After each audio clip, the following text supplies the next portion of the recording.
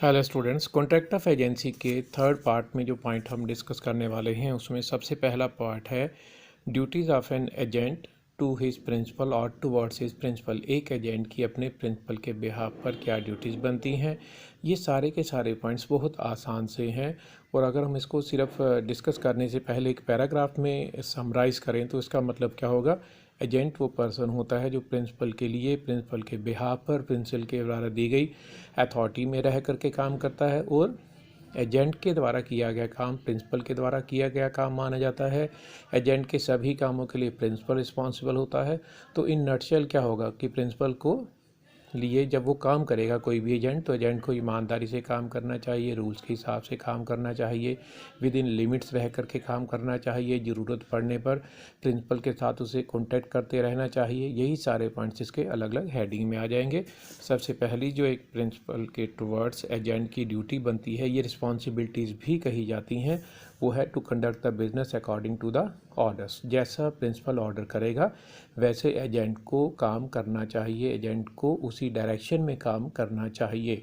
To conduct the business with reasonable care and diligence. जितनी उसके पास knowledge है, जितनी उसकी स्किल है, जितना एक काम को अच्छे तरीके से करने के लिए अटेंशन रिक्वायर्ड है, एक केयरफुलनेस रिक्वायर्ड है, वो सारी की सारी उसे यूज़ करनी चाहिए। To tender proper account. उस काम से जुड़े हुए जितने भी हिसाब किताब वाले कागजात हैं, जो भी लेखा जोखा है, उसे तरीके से उसे प्रिंसिपल के सामने प्रेजेंट करना जरूरी होता है। नेक्स्ट है to inform the principal in difficulties. अगर किसी पर्टिकुलर सर्कमस्टांसेस में उसे काम करने में दिक्कत आ रही है तो उसे अपने प्रिंसिपल को इन्फॉर्म करना चाहिए। Not to deal on his own account. किसी भी एजेंट को जब काम करना है तो उसने प्रिंसिपल के बिहाफ पर काम करना है, प्रिंसिपल के लिए काम करना है, प्रिंसिपल को रिप्रेजेंट करते हुए काम करना है। उसे अपने नाम से कॉन्ट्रैक्ट करना नहीं चाहिए, वो अपने नाम से ट्रांजैक्शन नहीं करेगा क्योंकि वो सिर्फ एक रिप्रेजेंटेटिव होता है। नेक्स्ट है टू पे सम्स। सम का मतलब अमाउंट, पे सम्स रिसीव्ड फॉर प्रिंसिपल। जो भी प्रिंसिपल के लिए जो उसको पैसे मिले हैं, जो उसने कलेक्शन की है, वो सारी की सारी उसे प्रिंसिपल को देनी चाहिए। To protect the interest of the principal. Principal का जो भी इंटरेस्ट होता है उसे वो प्रोटेक्ट करने की कोशिश करेगा। Not to delegate authority. जो काम दिया गया है वो प्रिंसिपल ने एजेंट को दिया है, एजेंट फर्दर वो काम आगे किसी और को नहीं सौंपेगा, उसे वो काम खुद ही करना चाहिए। नेक्स्ट है not to use information obtained in the course of agency against principal. Principal के लिए काम करते हुए जो भी इंफॉर्मेशन उसे मिली है उसे वो इंफॉर्मेशन खुद तक रखनी चाहिए। बिजनेस सीक्रेट को आगे मिस यूज़ करने की कोशिश नहीं करनी चाहिए। Not to set up adverse title. उसे जो भी चीज़ें बेचने के लिए दी गई हैं फॉर एग्जांपल, तो वो उन्हें बेचेगा, उन पर वो अपना मालिकाना हक, अपनी ऑनरशिप क्रिएट करने की कोशिश नहीं करेगा। तो ये सारी ड्यूटीज़ बनती हैं जो एक एजेंट को करनी होती हैं पूरी टुवर्ड्स हिज प्रिंसिपल। ये सारी रिस्पॉन्सिबिलिटीज़ भी हैं। रिस्पॉन्सिबिलिटीज़ का मतलब कि अगर वो उनमें किसी तरह की कोई भी गलती करेगा तो वो उसके लिए जिम्मेवार होगा। इसका अगर हम सीधी भाषा में मतलब निकालें तो उसकी ड्यूटीज़, उसकी रिस्पॉन्सिबिलिटीज़ हैं, at the same time vice versa वो प्रिंसिपल के राइट्स वाली कैटेगरी में ये पॉइंट्स आ जाएंगे। नेक्स्ट इस चैप्टर का जो हिस्सा है वो है राइट्स ऑफ एन एजेंट। एक एजेंट हमारे लिए एज ए प्रिंसिपल, अगर हम प्रिंसिपल हैं तो हमारे लिए हमारे ब्याह पर काम करेगा, उस काम को वो जो भी तरीके से परफॉर्म करेगा उसके बदले में उसे रेमुनरेशन मिलना होता है। और उसके अलावा भी उसके बहुत सारे राइट्स होते हैं जो हम यहाँ पर डिस्कस करते हैं। पहला राइट उसका होता है right of compensation for breach of agency before prescribed time. Before prescribe time का मतलब होगा किसी भी एजेंट के साथ जो कॉन्ट्रैक्ट किया गया है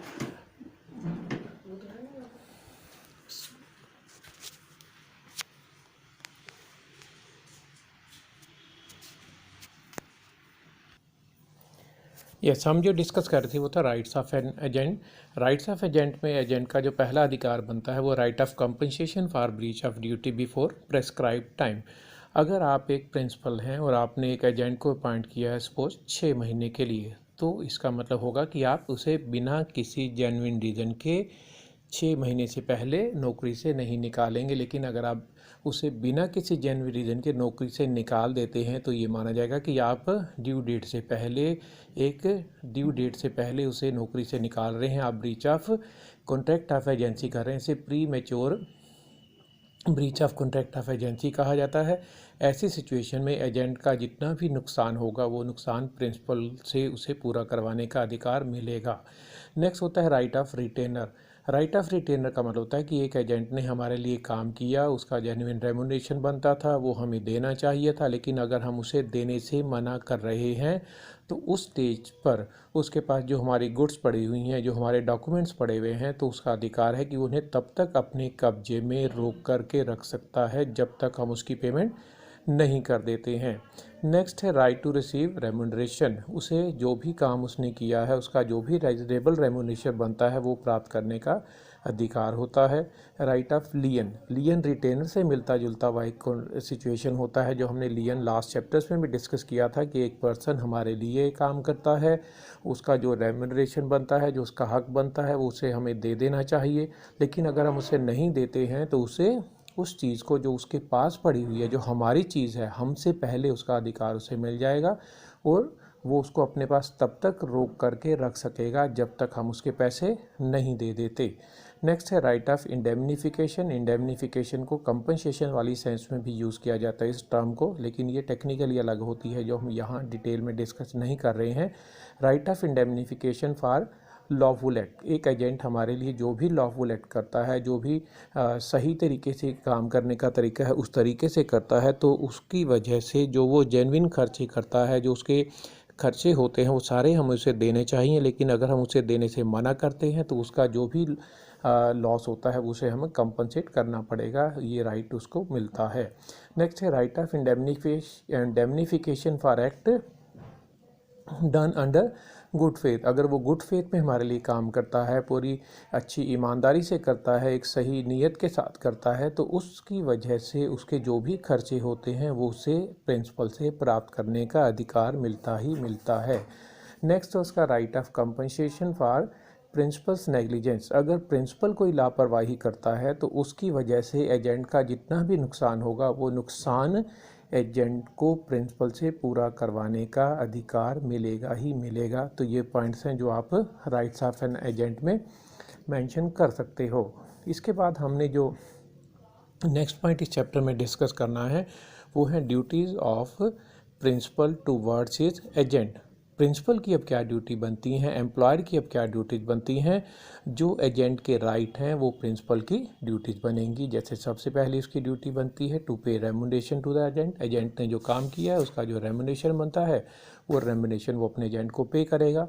to indemnify for all lawful act. Agent ने जो भी लॉफुल एक्ट किए हैं उसकी वजह से एजेंट का जो भी खर्चा हुआ है, जो भी उसका जेन्युइन एक्सपेंडिचर हुआ है वो उसे देगा ही देगा, उसकी ड्यूटी बनती है। To indemnify for all act done under good faith. एक एजेंट हमारे लिए गुड फेथ में काम करता है, अच्छी इंटेंशन के साथ काम करता है, हमारे फ़ायदे के लिए काम करता है, तो उस वजह से उसके जो भी खर्चे होते हैं वो सारे के सारे, या उसका कोई भी अगर लॉस होता है तो वो हम उसे कंपनसेट करेंगे। एज ए प्रिंसिपल ये हमारी ड्यूटी बनती है। नेक्स्ट है to compensate for loss by principal's negligence. अगर प्रिंसिपल की लापरवाही की वजह से एजेंट ने सही काम किया, बिल्कुल सही तरीके से काम किया, प्रिंसिपल की नेग्लिजेंस की वजह से एजेंट का नुकसान हो गया, तो प्रिंसिपल की ड्यूटी बनती है कि वो एजेंट की टुवर्ड्स उस नुकसान की जिम्मेवारी को निभाए, उसको वो पूरा करे।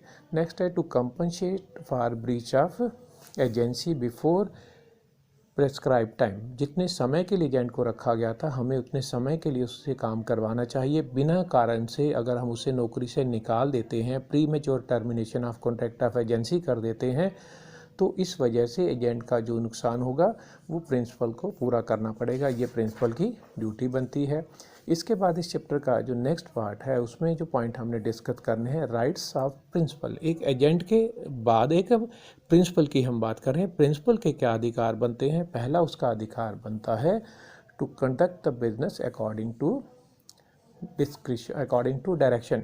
जैसी डायरेक्शन वो एजेंट को देगा, एजेंट को उससे उसी एजेंट से उसे उसी डायरेक्शन के हिसाब से, उन्हीं इंस्ट्रक्शन के हिसाब से काम करवाने का अधिकार होता है। Next point to recover compensation due to recover compensation due to negligence और misconduct.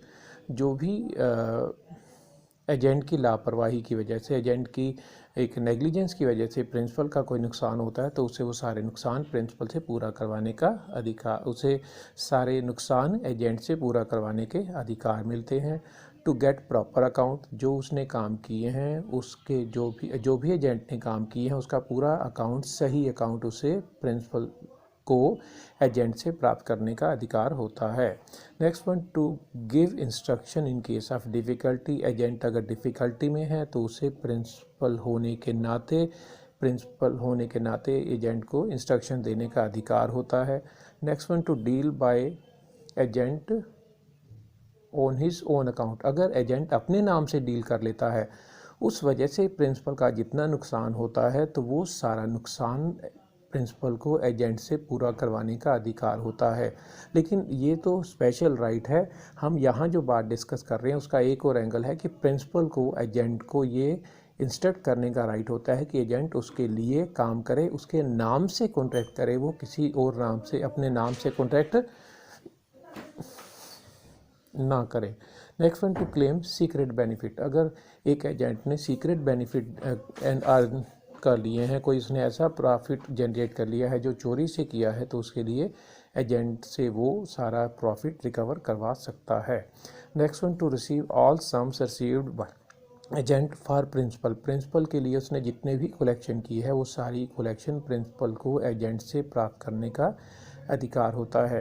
Next one, to forfeit remuneration in case of misconduct. अगर एजेंट मिसकंडक्ट करता है, लापरवाही करता है, नेग्लिजेंस करता है, प्रिंसिपल का नुकसान होता है, और अगर प्रिंसिपल ने अभी कुछ पैसे एजेंट के देने हैं तो वो उन पैसों को तब तक देने से मना कर देता है जब तक एजेंट उस नुकसान की भरपाई नहीं कर देता, या वो एजेंट के सारे पैसों को फ़िलहाल अपने कब्जे में ले सकता है जब तक उनका वो डिस्प्यूट सेटल नहीं हो जाता। तो ये पॉइंट्स हैं जो आपको राइट्स में मेंशन करने हैं। तो इस हिस्से में जो पॉइंट्स हमने डिस्कस किए हैं वो जो दो कंसर्न पार्टीज होती हैं कॉन्ट्रैक्ट ऑफ एजेंसी में, प्रिंसिपल और एजेंट, उन दोनों की एक दूसरे के टुवर्ड्स क्या ड्यूटीज़ रिस्पॉन्सिबिलिटीज़ बनती हैं और एक दूसरे के टुवर्ड्स क्या राइट्स बनते हैं। तो ये था हमारा इस लेक्चर का जो कंटेंट जो हमने कवर करना था। इस चैप्टर के अगले हिस्से में हम इसके रिमेनिंग पार्ट्स को कवर करेंगे। Thank you.